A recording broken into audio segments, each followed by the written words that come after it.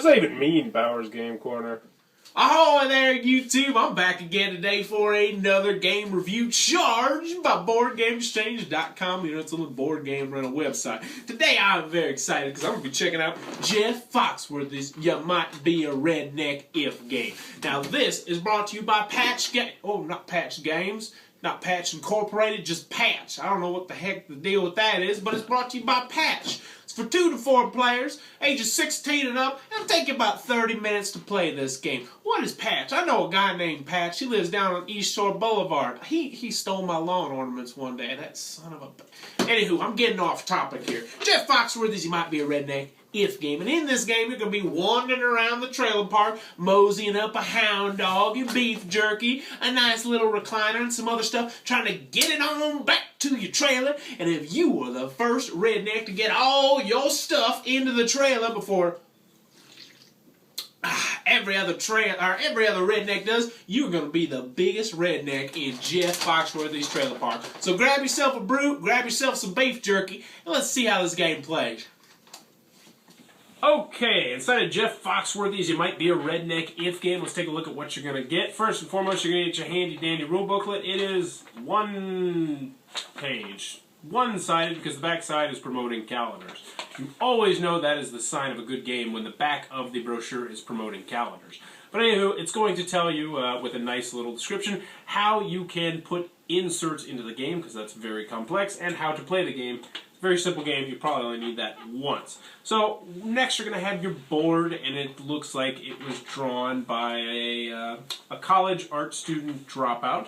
But I do like the art style, but it's not anything too impressive. You're going to get your pawns, which are actually pretty nice. They're pretty big. They look okay. And then you're going to have some cards around the board. These cards are going to represent different things. Beef jerky, recliner chairs, fly swatters, TVs, antennas, and a satellite dish, and a hound dog. You have to get all those things into your trailer first, and then you are the winner once you get back to your trailer. You're going to have some cards, some dumb luck cards that'll spice up the game, and they really don't have too much of an effect on the game, but they have a minor one. And then you're going to have your handy-dandy Jeff Foxworthy cards. These are how you're going to be moving throughout the game. So we're going to play a 2-player game because, well, we have to do this review, unfortunately. Oh, I also forgot, we've got a coin that you're going to be flipping because, you know, that's the sign of a great game. But anywho, so to start the game off, we're going to pretend that this guy, Billy Job Bean Bob Boo Bob over there, is going to go first. So his opponent is going to read him a card. This card says, you might be a redneck if, well, let's see, you've discovered the limits of a restaurant's A, casual dress code, B, all-you-can-eat policy, or C, willingness to make substitutions. So, this guy now has to answer this question. If he gets it correct, then he can move 6 spaces. If he gets it wrong, he can move 2 spaces. So we're going to pretend he got it correct, and he can move 6 spaces, so he can go anywhere he wants on the board. He can go 1, 2, 3, 4, 5, 6. Now what he wants to do is he wants to land on these different arrows so he can enter into these different places and pick up the beef jerky to put it back in his house. And then he's going to be going around the board trying to pick up all those different things. But it's not that simple, because in addition, the opponent is going to be trying to do that, and there's some special things that you might be landing on. For instance, oh, I love when games do this, if you land here, you have to talk with a thick accent for the rest of the game. Or, if you land here, you need to take off your shoes. Yeah, you heard me right. It says go barefoot. So you literally have to take off your shoes. And I really hope if you're playing this game, someone's a stickler for the rules and like, no, you take off your shoes. Take off your shoes! I'm not screwing around. We're playing this game the right way.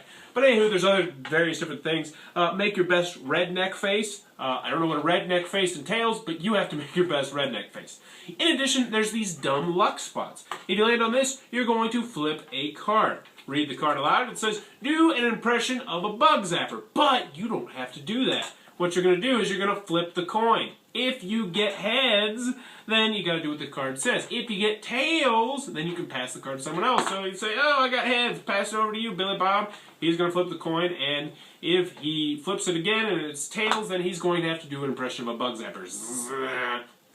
That's fun. That's a lot of fun right there. I had a lot of fun. I hope you guys did too. But then you're just going to discard that card. And there's various other different dumb luck cards. It's your lucky day. Go get yourself any redneck item you need from the bait shop. So that one actually is pretty helpful.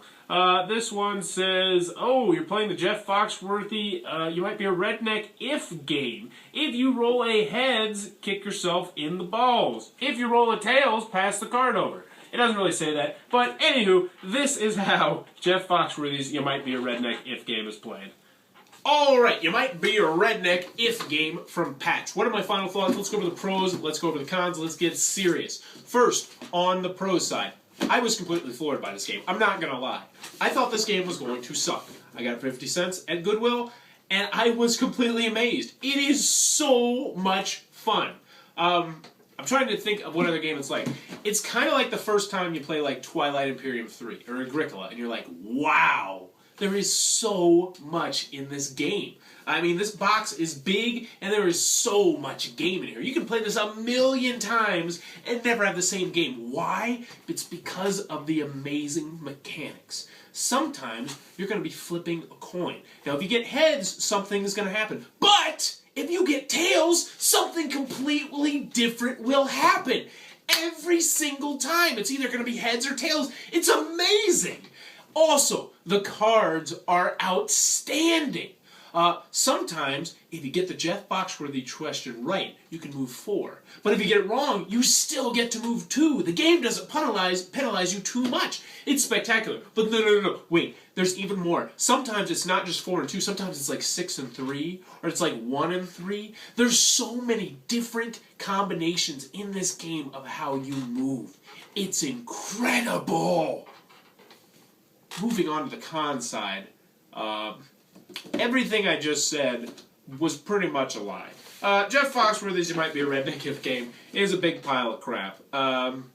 If you like Jeff Foxworthy a lot, I would recommend going and playing Ticket to Ride, because this game sucks.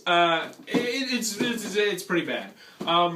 The heart of the game is you just answer the questions, and if you don't know the questions, you still get a move. So if you don't know anything about Jeff Foxworthy, you're essentially just going to be guessing every single time. And you're probably not going to joke. You're not going to laugh that much, because it's just like, I don't know the freaking answer! Just let me move 6! They'll say, no, you got to move 3. Overall, Jeff Foxworthy's You Might Be a Redneck If game is a game that you should avoid like the plague. No. The plague is not nice enough. You should avoid this like scabies wrapped in the plague being carried by one of those birds that has swine flu. It's not a good game. It's not worth your time. It's not worth your money. And if you get it for free, it's not worth the energy you're going to have to consume carrying it to your car. Overall, bleh. If you enjoyed this review, please be sure to subscribe to my channel. Thanks for your time, YouTube. That was the review for Jeff Foxworthy's You Might Be a Redneck If game. For more reviews and previews, check back at Bauer's Game Corner. Also check out BoardGameExchange.com, the nationwide board game rental service. Wow, tastes so bad.